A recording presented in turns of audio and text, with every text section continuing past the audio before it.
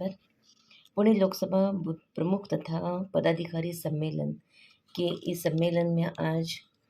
माननीय चंद्रकांत बावनकुळे जी तथा चंद्रकांत दादा पाटिल के मार्गदर्शन में श्री धीरज गाठी जी, अध्यक्ष भारतीय जनता पार्टी पुणे शहर, जिन्होंने इस सम्मेलन का आयोजन किया और इस सम्मेलन में हज़ारों पदाधिकारी उपस्थित थे और इस पदाधिकारी को और हज़ारों कार्यकर्ताओं को संबोधित करने के लिए माननीय अ, उप मुख्यमंत्री उत्तर प्रदेश माननीय ब्रजेश जी पाठक जी आए थे, जिन्होंने इस सम्मेलन को संबोधित किया। इस सम्मेलन की शुरुआत प्रास्ताविक से हुई और माननीय घाटी जी, जो धीरज घाटी जी अध्यक्ष हैं भारतीय जनता पार्टी के, उन्होंने इसकी प्रस्तावना की और इस सम्मेलन की पार्श्वभूमि को बड़ी अच्छी तरीके से रखा। उसके पश्चात माननीय राजेश पांडे जी, जिनको ये जिम्मेदारी दी गई थी कि सारे क्लस्टर नगर और शिरूर, बारामती, पुणे सम्मेलनों को एक साथ जोड़कर, वहाँ के सभी को एक साथ जोड़कर इन सारे सम्मेलन की पार्श्वभूमि को बताते हुए माननीय राजेश पांडे जी ने प्रथमतः ब्रजेश पाठक जी का इस क्लस्टर सम्मेलन को संबोधित करने के लिए समय देने के लिए उनका आभार व्यक्त किया और माननीय पांडे जी ने केवल 2 बातों को अधोरेखित किया। उसमें से एक पहली बात जो उन्होंने कही कि माननीय नरेंद्र मोदी जी, हमारे पंतप्रधान जी ने 2 बातों का एक उल्लेख अपने भाषण में किया था। एक पहला, एक अब की बार 400 के पार, और दूसरी घोषणा थी फिर एक बार मोदी सरकार। तो इसी 2 घोषणाओं का पुनरुच्चारण माननीय पांडे जी ने किया और उन्होंने यही कहा कि इस 2 घोषणाओं को लेकर हम आने वाले चुनाव को लड़ेंगे और इस चुनाव को हम बड़ी ही सफलतापूर्ण फिर एक बार मोदी सरकार को लेकर ही ज़रूर आएंगे। और इसी के साथ माननीय घाटी जी ने भी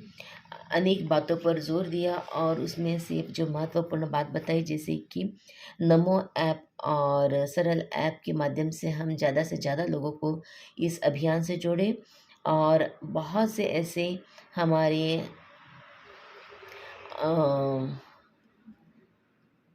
बहुत से ऐसे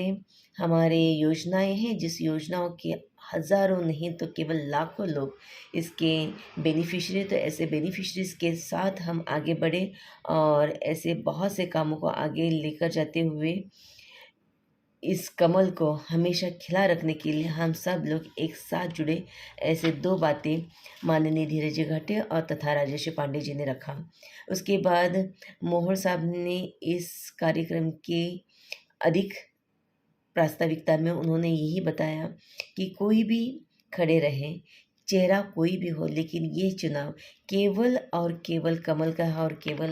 केवल माननीय नरेंद्र मोदी जी का है। तो नरेंद्र मोदी जी के विकास के लिए, माननीय नरेंद्र मोदी जी ने केवल विकास के लिए तथा उनके यशस्विता के लिए हम सभी लोग संगठनात्मक रचनात्मक कार्य से जुड़े रहेंगे और बड़ी अच्छी तरीके से सोच समझ कर हम हमारे हाथ के रहे हुए ये 100 दिन का प्लानिंग तथा एग्जीक्यूशन और इम्प्लीमेंटेशन की बात करेंगे। और इसी को लेकर उन्होंने ये भी कहा कि कुछ ऐसे विधानसभा हमारे हाथ से जा चुके हैं जहाँ पर हमारा अपना राज था या फिर हमारा अधिकार था, लेकिन ऐसे समय पर हमें बहुत ही सतर्क होकर और एकजुट से आगे बढ़ना है। उसी के साथ लहू जी उस्ताद जी का जो स्मारक और पुतला का उद्घाटन है, उस बात का भी उन्होंने उल्लेख किया। उसी के साथ एक बात बहुत अच्छी उन्होंने बताई कि इस पुणे के लिए 200 कोटि रुपया माननीय उप मुख्यमंत्री देवेंद्र फडणवीस जी ने हमें दिया है और सार्वजनिक कामों में बहुत बातें और बहुत सी सुविधाएं हमारे लिए दी गई हैं।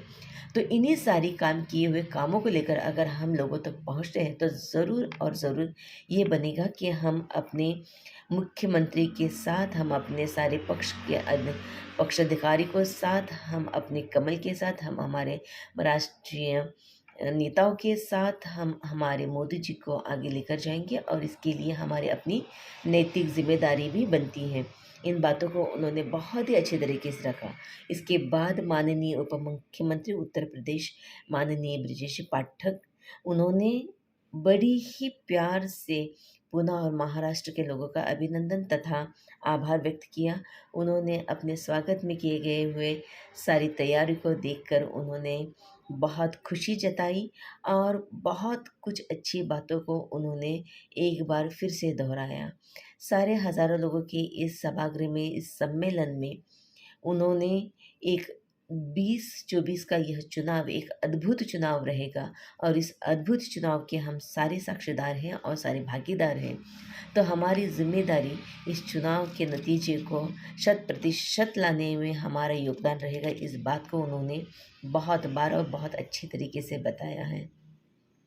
हर एक नागरिक कमल से जुड़ेगा और किस तरीके से आगे बढ़ेगा, ये बात हमें सोचना है और उसके लिए ही काम करना है, इसकी बात उन्होंने बताई। उसके बाद में उन्होंने बहुत सी बातें बताई, यूपीए के भ्रष्टाचारों के पोल खोली और इसी सारे में अपने इस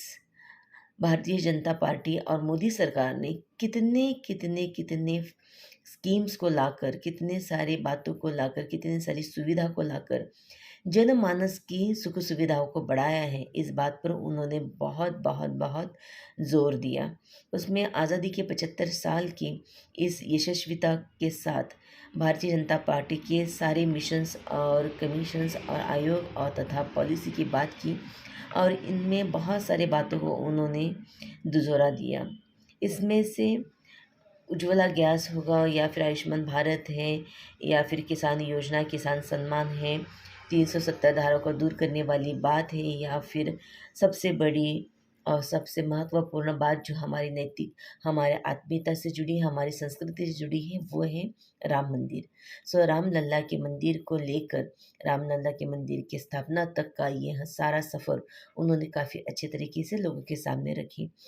और इन सारी बातों को लेकर जो हमने काम किया, उसी काम को लेकर अगर हम जनमानस तक पहुंचते हैं तो हमें नहीं लगता है कि कोई दिक्कत आएगी। इस बात को भी उन्होंने बड़ी अच्छी तरीके से रखा है।